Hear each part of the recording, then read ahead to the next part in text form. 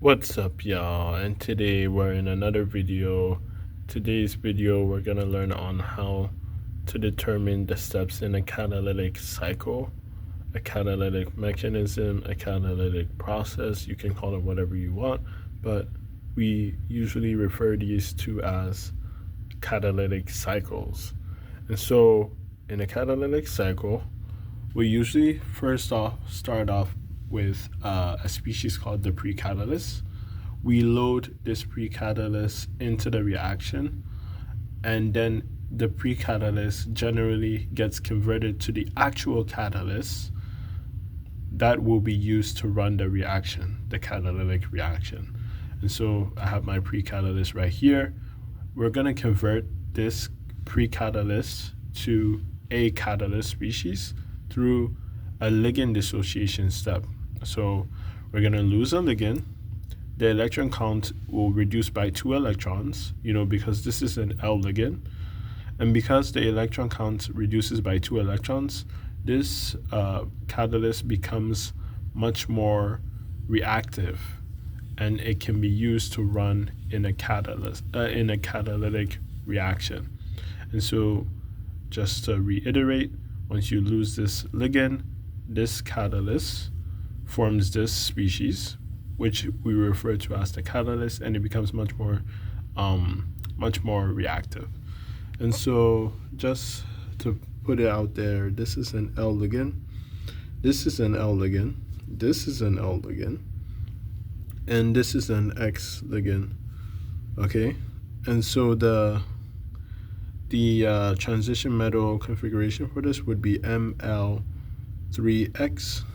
And as we know from my previous video, to determine the electron count number, it would be M plus 2L plus X. What do I mean by this? The M refers to the position of your transition metal in the periodic table. The L in this equation refers to the number of L ligands you have in the catalyst structure, in the catalyst species. And the X also refers to the number of X ligands you have in the catalyst species. So this is my catalyst species, and like I said before, this is actually a precatalyst, which is going to be loaded into the catalytic cycle. But let's determine how many L's, how many X's, and where the transition metal occurs in the periodic table. So this is a rhodium transition metal. It occurs in the 7th group, and so I'm going to put down 7 in my equation plus 2. There's 3 L's, so I'm going to put down 3. 2 times 3 plus, there's only 1 X, so 1. So 7 plus 6 plus 1 is 14, right? We lose an electron, and so this drops down to 12 electrons, right? So this becomes 12 electrons. And like I said, this is the catalyst, and this is the precatalyst, right? And so because we only have 1 X here, this would be an RH1, right? Because to determine the valency of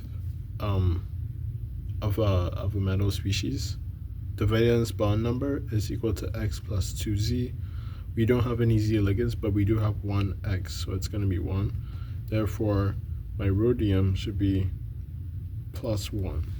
And because we went down, we dropped down to we dropped down an L-type ligand, it's going to drop down to RH plus 3.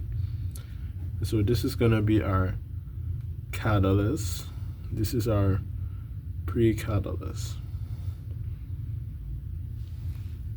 All right, sure hope that was clear. And so we start off with the precatalyst. It gets converted to the catalyst after we lose a ligand.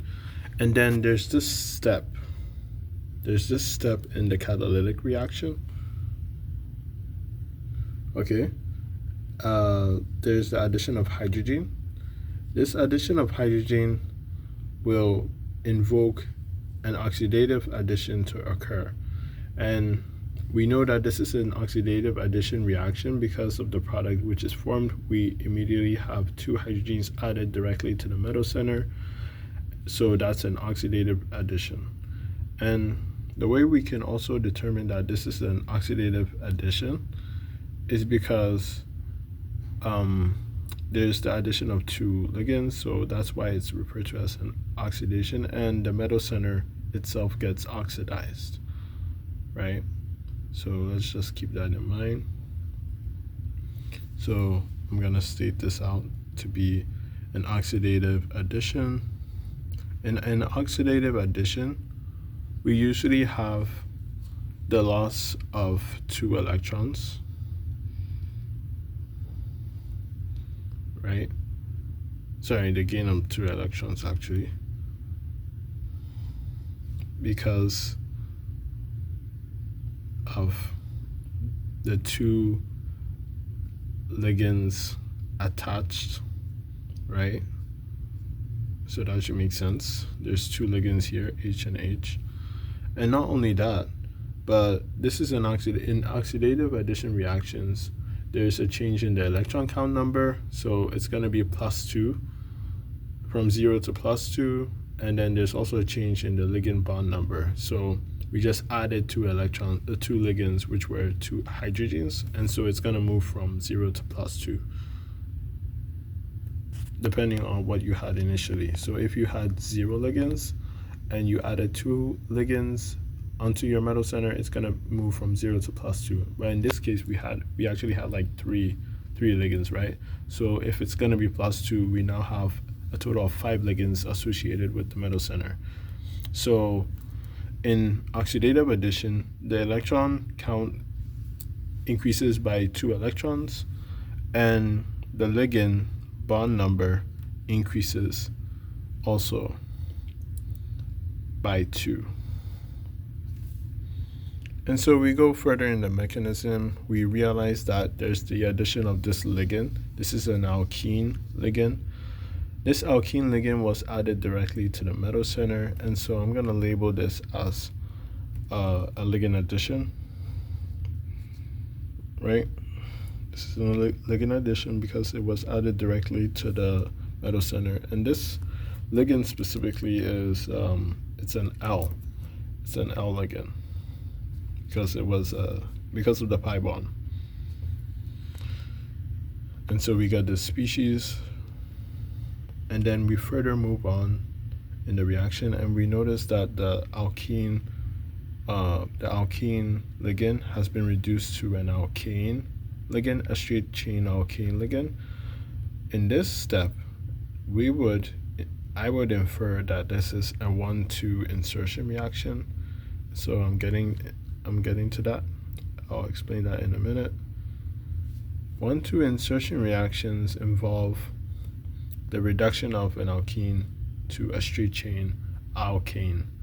And the opposite of 1,2 insertion reactions are beta hydride eliminations. So keep that in mind. That's the opposite. In beta hydride eliminations, you actually want to release an alkene as a product. But in 1,2 insertions, this involves the use of an alkene as the initial species, and then it gets reduced to an alkene, which we see here.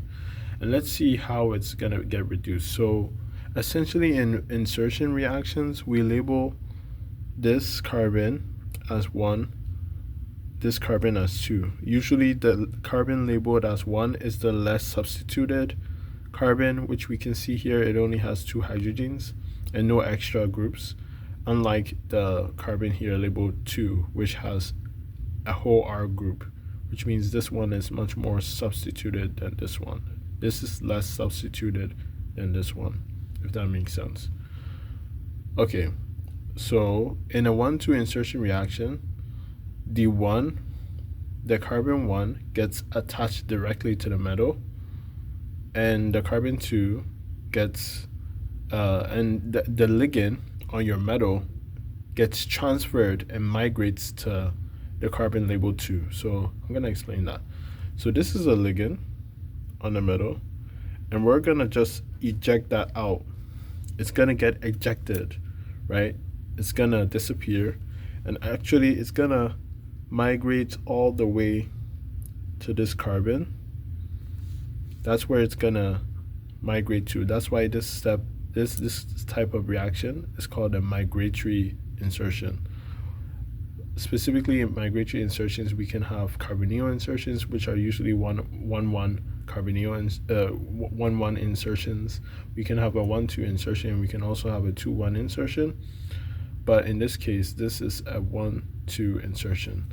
And so it's a 1-2 insertion because this ligand is going to migrate to the carbon 2, and the carbon 1 just directly attaches and forms a coordination on the metal center. So let's take a look at that. And that's exactly what we see. So in hindsight, this is a hydrogen, but we usually don't write it out. Hydrogens are usually silent, and so that's why you don't see it initially in my structure. And then this was the carbon 1 that was initially in the previous structure. So this is carbon 1, this is carbon 2. And we can tell that this is carbon 2. Why? Because in the previous structure, carbon 2 had an R group. It was more substituted. And now you can see that the R group is still there. Like any of the carbon, whichever carbon it is with the R group has to be number 2 based on this structure. And so we finally get to this structure here, and then we notice that we are regenerating our catalyst. This is a catalyst regenerating step, and it's also coupled with a reductive elimination. So what do I mean by this? Most of the time in catalysis, you want to use a much more efficient catalyst in such a way that you keep on using it in the cycle as you're running a reaction, depending on the turnover number. The turnover number refers to how many times the catalyst can go through a reaction in one complete cycle.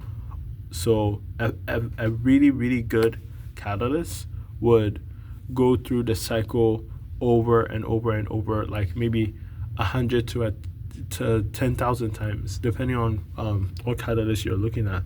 But in this case, we're looking at this structure, and if we want to regenerate this catalyst, all we have to do is lose a ligand.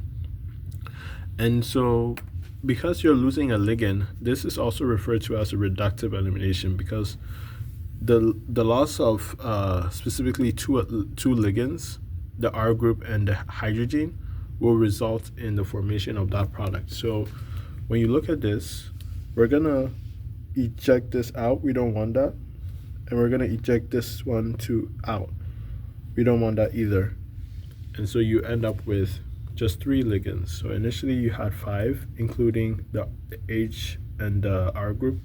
And now you just get the catalyst back for another second catalytic cycle, and a third, and a fourth. It keeps on going until the catalyst runs out, or it's no longer useful or efficient. Okay, sure, hope that was helpful. And like I said, this is a reductive elimination. So I'm just going to write that out there, reductive elimination. And we know that this is a reductive elimination because there's the loss of 2 electrons, and there's also the gain of 2 ligands. There's actually the loss of ligands, not the gain, as opposed to oxidative addition. Oxidative addition involves the gain of 2 electrons, and it also involves the gain of 2 ligands. But in reductive elimination, it's basically the opposite. We're eliminating the 2 ligands, and the metal itself is getting reduced. Okay, sure, hope that was helpful. We regenerate the catalyst. Comment in the comment section if you want me to go through each of the steps one more time, in case that would increase your understanding. Please like and subscribe on this video. It sure helps me to produce more content. And as always, I'll see you in the next one. Bye for now. Thanks.